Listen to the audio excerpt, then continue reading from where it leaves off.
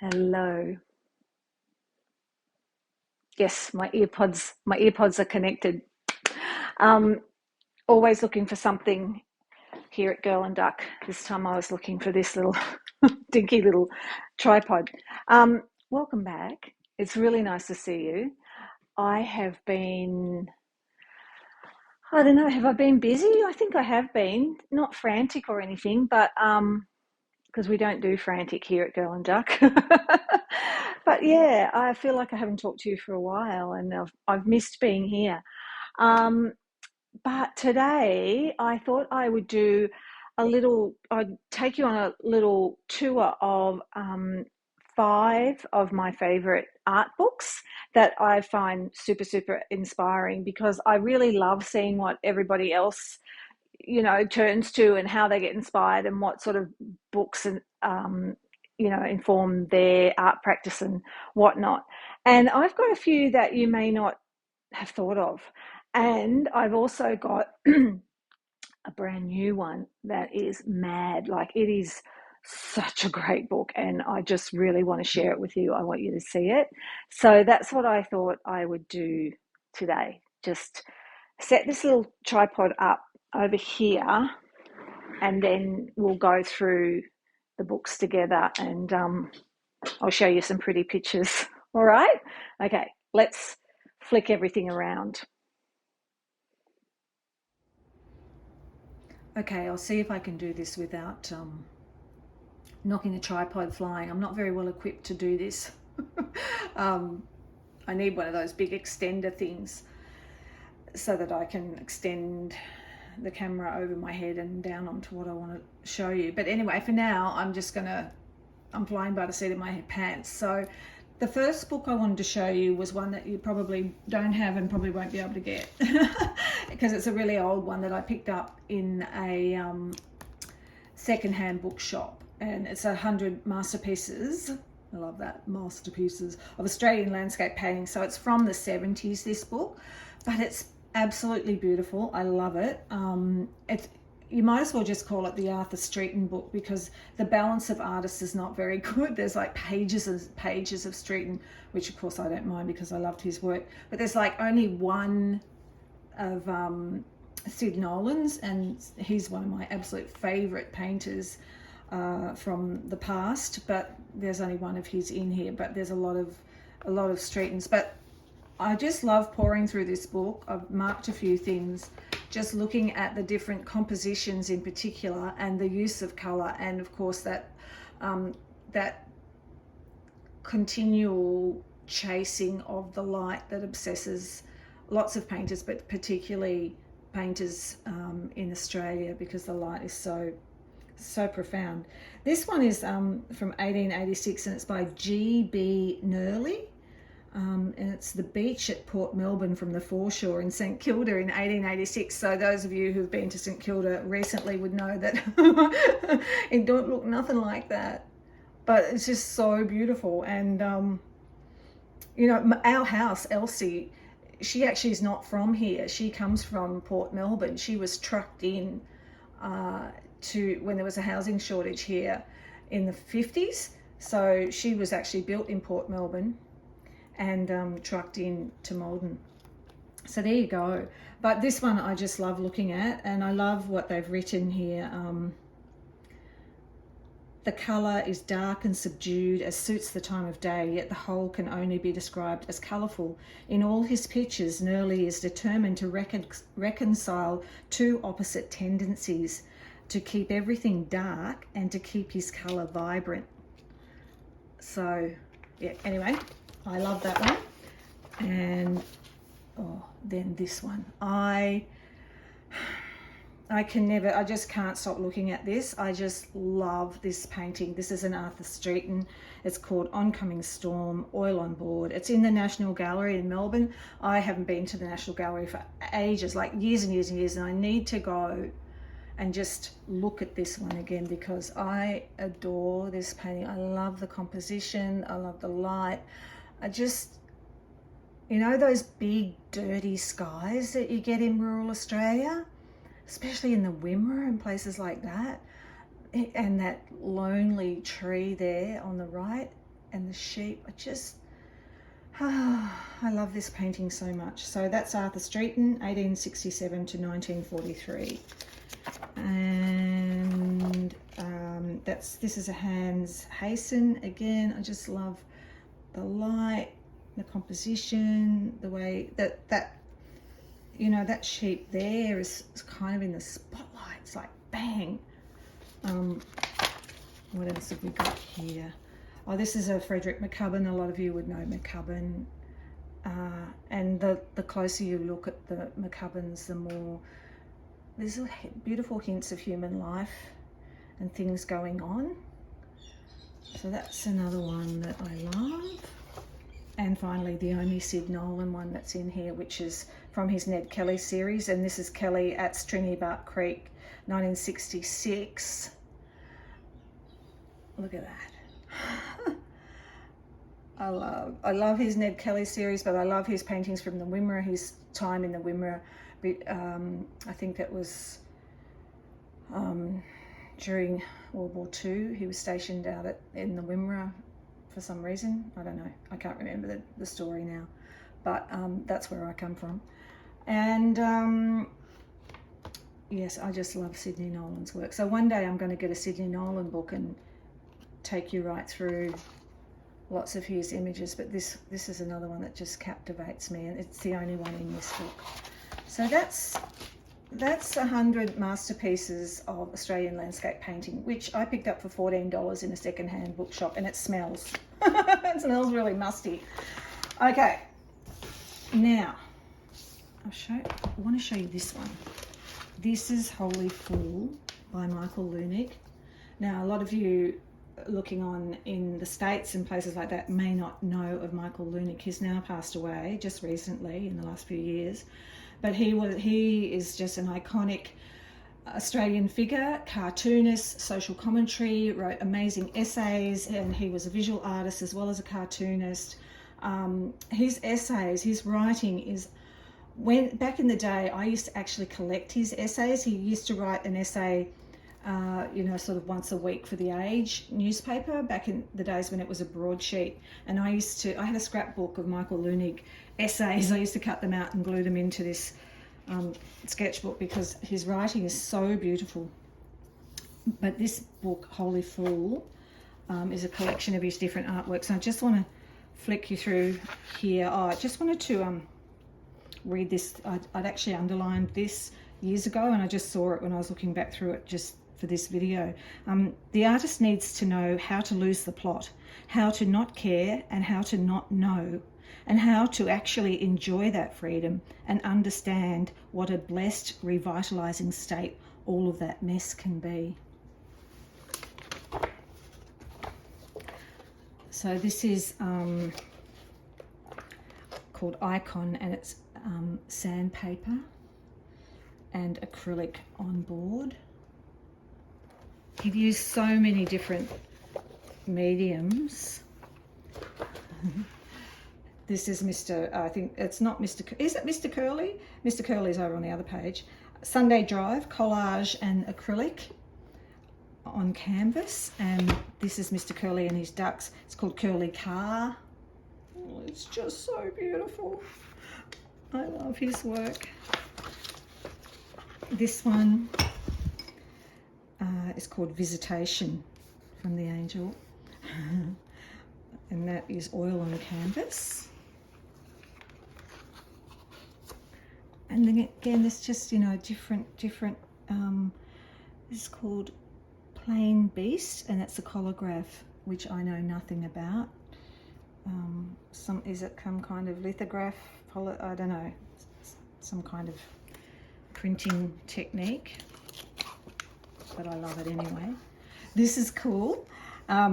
This is called The Other You, and it's acrylic on newspaper. I hope you can see. I'll see if I can zoom this in so you can see the newspaper. But I just love how playful he was and how he tried anything and everything.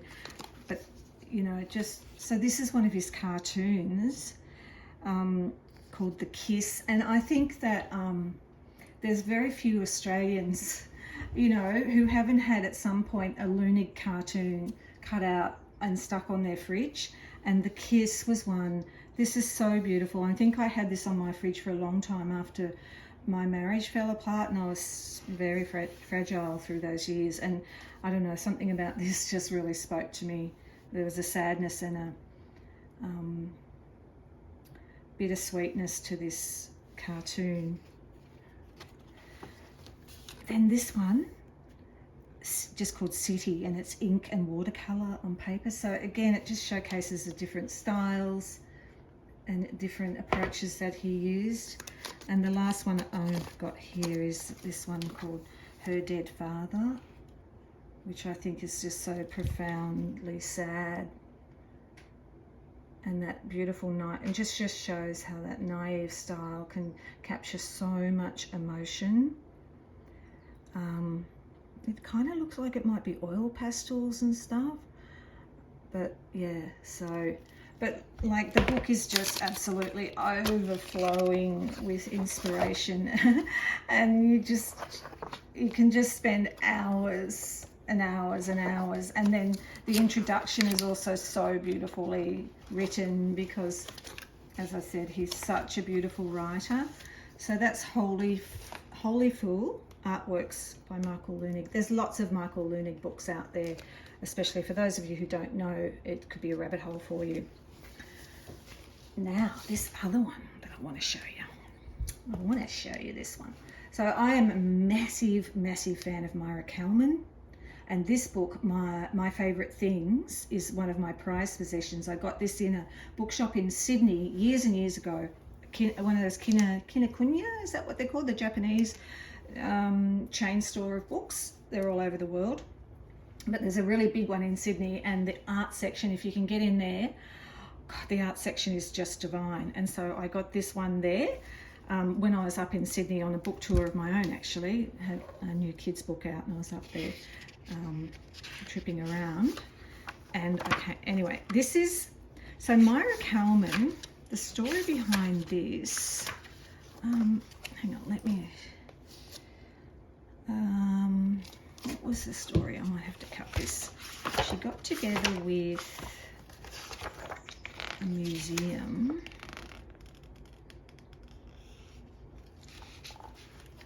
So it's all this hand lettering from her. So introduction, the phone rings. In 2011, I was invited by the Cooper Hewitt Smithsonian Design Museum in New York City to curate an exhibit based on their collection.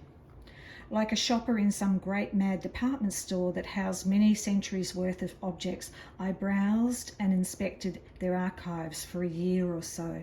The pieces that I chose were based on one thing only, a gasp of delight. Isn't that the only way to create a life? Oh, to live among things that make you gasp with delight?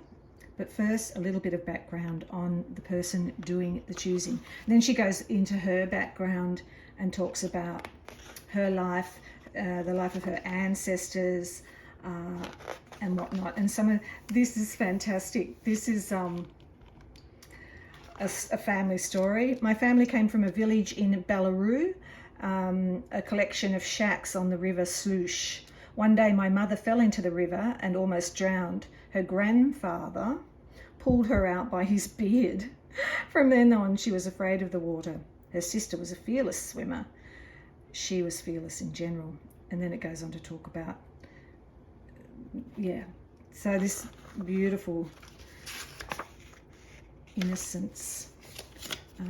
And so, yeah, so Myra just went through and painted and wrote little pieces about all these different beautiful things in the gallery. This is a painting that she did from a photograph by Lewis Carroll, who wrote Alice in Wonderland, of course. So I'm not sure whether that's, doesn't say whether that's oil or acrylic, it doesn't matter. It's still beautiful. People captured mid-moment. She does a lot of this sort of people captured just out and about and in movement. I just have spent so much time poring over her work, poring over this book. And again, there's just such a lot in there. She's such a talented colorist, and I gasp. I gasp with delight at the colors that she uses and that she mixes and that she brings together. I actually have one of her, she's done a couple of picture books. I'm looking at one now, but I won't show you that. But yeah, if you don't know Myra Kalman, you're in for a total love fest. Okay, now this book you may know, but Joan Eardley, A Sense of Place. I haven't marked anything in this because seriously, there is nothing in this book that I don't love. It's just impossible to choose favorites. If you don't know Joan Eardley, I first came across her through Emily Powell mentioned her, and then I think Sandy Hester talked about her as well. And she's a Scottish painter, or she was a Scottish painter, and her work is incredibly emotional, and she did figures, she did kids on the streets in Glasgow, but she also did these beautiful paintings that are very dear, especially to the Scottish heart, of the Scottish landscape where she lived in, I forget the name of it, was it Cataline. So I just, again, spend hours poring over this Joan Eardley book, which was a sort of amazing experience, the way that I got this book, the way that came to me. I had found it online and fallen in love with it, and I had actually put it on a wish list in Amazon, but my kids came home that weekend and they had it. They bought it for me. I had never mentioned it to anybody in the family, and they had never seen the Amazon wish list, and in fact they had bought the book a long time before I'd done the wish list, because it had gone on this crazy trip to get to, I don't know, it was just a very complicated buying affair. So they had bought me a Joan Eardley book without me asking for it, and without me without ever seeing that wish list. I don't know, it's just one of those kooky, beautiful moments of, look at that. I just can't even. All right, don't get me going. All right, this last book that I wanted to show you is, I bought this. It's called Do You Believe in Love by Kayleen Whiskey, and I bought this recently in Bookish in Bendigo. I went there to buy another book and they didn't have it in, and I saw this and I opened it up, and I just lost myself in it, and I continue to lose myself in it. It is remarkable. Kayleen is the most extraordinary human, and her work, she talks a lot about Cher and Wonder Woman and Dolly Parton. They're her favorites, and then she just makes all this exuberant, beautiful art, and there are interpreters that have helped with the text, and so the text is amazing because she's just full of stories, and each painting has interesting stories behind it, and just these sort of reflections on life, in the outback. I'm Tina Turner. I'm noodling for opals. I didn't even realize that noodling was the word that you use when you're looking for alluvial gold and gemstones and stuff. Noodling is actually the word. But this is just a constant, I don't know, it just, and then there's she just slips in the occasional really poignant political statement as well. It's a Thames and Hudson. Just get it. Like, seriously, get this book, because you won't regret it. It just keeps on giving. It is absolutely beautiful. I just can't even tell you. And she often paints on old pages from old books, and they're often like, you know, those of you from Australia, the sorts of books we used to have in classrooms when we were kids, you know, here's Ayers Rock and bloody bloody blah, and you could almost hear the BBC voiceover. Or Ansett Airline posters, you know, she's done paintings over top of them. She loves Sister Act. She loves film and filmmaking. I wish I could read you some of the text, but I feel like it might be disrespectful, and I don't want to do that. But so I just leave it to you to grab yourself a copy of this book. And the cover is look at that. What do you call that? I've forgotten what you call that. I want to call it hypoallergenic, but that's not. It'll come to me. I often forget words when the camera's on me. I still get anxious when I'm on camera. But anyway, holographic. It was just the most insane fun. I just love this book. So that is The Art of Kaylene Whiskey. Do you believe in love? Alrighty, so there's my books that I wanted to share with you today, and I hope you get something out of that. I'll just line them up there so you can see them again. But yeah, these books have been really important to me. Of course, the Kaylene one's new, but the others are all just some of them for many years, including the Holy Fool and Myra Kalman books.